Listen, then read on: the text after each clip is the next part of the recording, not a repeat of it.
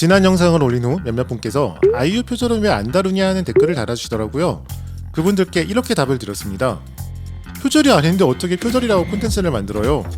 이후 표절이 아닌 이유가 무엇이냐 물어봤는데 제가 답을 들으니 지엠몬가 구치합니다 하고 떠나시더라고요. 부디 아이유가 표절을 저지르는 멀티버스 세계로 가셨길 바랍니다. 제가 영상을 통해 다시 한번 확실하게 말씀드릴게요. 아이유는 표절을 하지 않았습니다.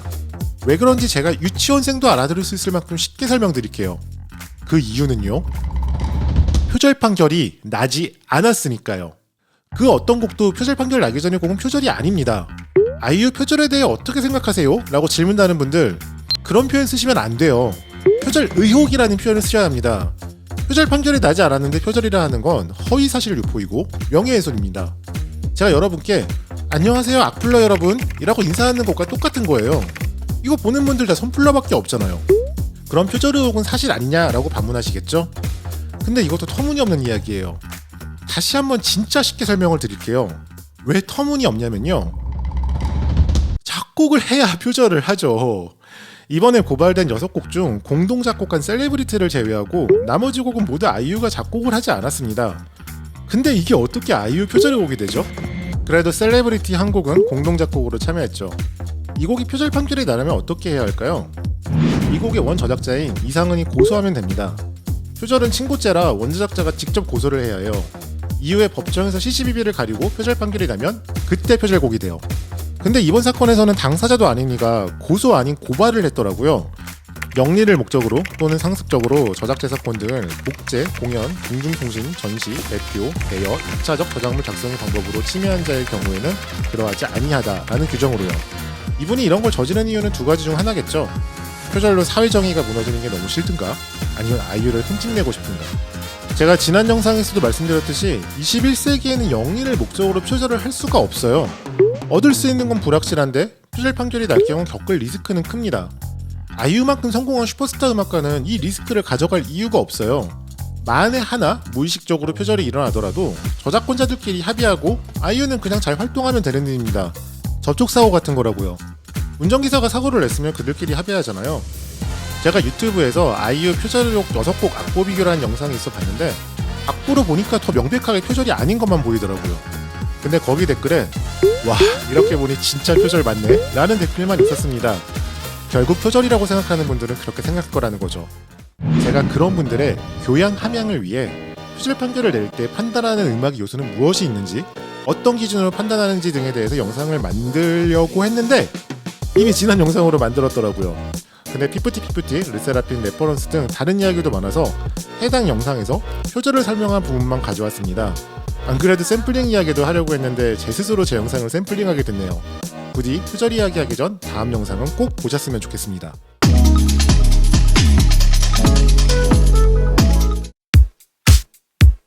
표절은 도둑질입니다. 유형의 물건을 도둑질하면 티가 나요.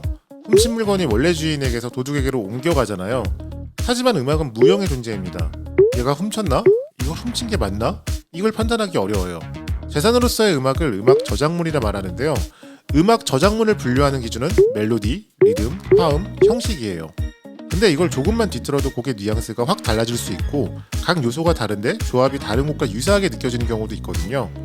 이 중 표절 판결이 나는 대부분의 경우는 멜로디가 같을 경우입니다. 멜로디는 악보라는 유형의 매체로 표현 가능하니까요.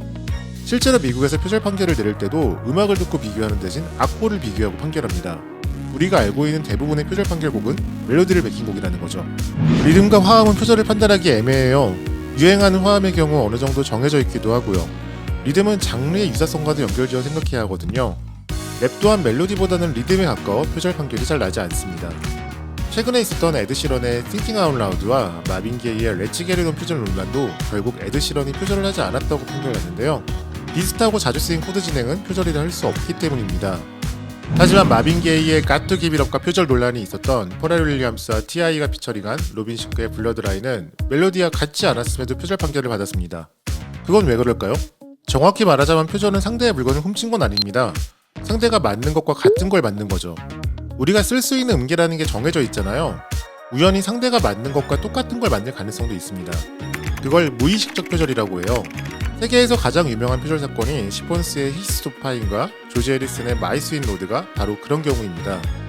He's so fine. Doo-lang, doo-lang, doo-lang. Wish she were mine. Doo-lang, doo-lang. My sweet Lord, my Lord. 조지 해리스는 He's So Fine을 전혀 모르고 My Sweet Lord를 작곡했대요. 결국 팝 역사상 최초로 의도하지 않은 무의식적 표절 판결을 받습니다. 하지만 무의식적 표절도 결국 표절이죠. 조지 해리슨에게 손해배상액으로 원저작자에게 58만 7천 달러를 물라는 판결이 내려집니다. 법원에서 표절을 판단하는 기준은 세 가지입니다. 창작성, 의거성, 실질적 유사성. 창작성은 원곡의 표현이 얼마나 창의적이고 고유한 표현인지, 의거성은 원곡을 훔칠 의도성이 있었는지, 실질적 유사성은 원곡과 표절 의혹곡의 의혹 구간이 얼마나 유사한지 프레이즈 단위로 판단해요. 아까 언급한 로빈 시크의 블러드 라인스에는 표절 판결이 내려졌습니다. 이 곡의 표절 판결은 200명이 넘는 음악가가 창의성을 억압한다면 탄원서를 제출할 정도로 논란이 됐어요. 대체 왜 이런 일이 일어난 걸까요?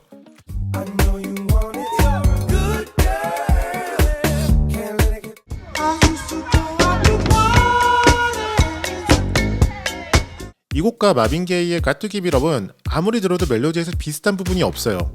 그런데도 이 곡이 표절 판결을 받게 된 결정적 이유는 바로 의거성 때문이었어요. 의거성은 외부에서 판단하기 쉽지 않습니다. 근데 이 경우는 달랐어요.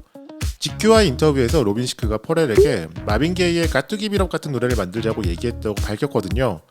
나중에 로빈 시크는 이를 지어낸 이야기라고 변명했지만 결국 마빈 게이 유족에게 730만 달러의 손해배상금을 지급하라는 명령이 내려집니다. 20세기 한국 대중음악계는 정말 많은 표절을 저질렀어요. 여기에 대해서는 부끄러워하고 반성해야 합니다. 21세기는 전처럼 표절을 하기 쉽지 않아요. 이제는 전 세계가 아주 가깝게 연결되어 있으니까요. 표절했다고 노래가 히트할 가능성이 커지는 건 아닌데 히트하면 금세 표절 의혹을 사고 표절 판결이 나면 곡의 수익도 얻지 못한단 말이죠. 표절했을 때 얻는 건 확실하지 않은데 리스크는 큽니다. 저는 21세기의 표절 시비는 대부분 교통사고 같은 거라 생각해요. 히트하는 곡의 공식이라는 게 어느 정도 정해져 있거든요. 누구나 그 길을 가려다 접촉사고가 난 거죠. 이유 적절하게 합의하면 돼요. 샘 스미스, 오아시스, 콜드플레이 같은 음악가들도 표절 시비가 있었고 대부분 표절 시비가 붙은 곡의 원저작자와 원만하게 합의했습니다. 그들의 노래가 표절이라고 비판하는 사람도 없고요. 샘 스미스의 곡 Stay With Me는 그래미 어워드에서 수상하기도 했죠. 지금까지 대중문화 탐구 채널 사람들은 왜 하박국이었습니다. 구독 버튼 누르고 우리 같이 탐구해봐요. 감사합니다.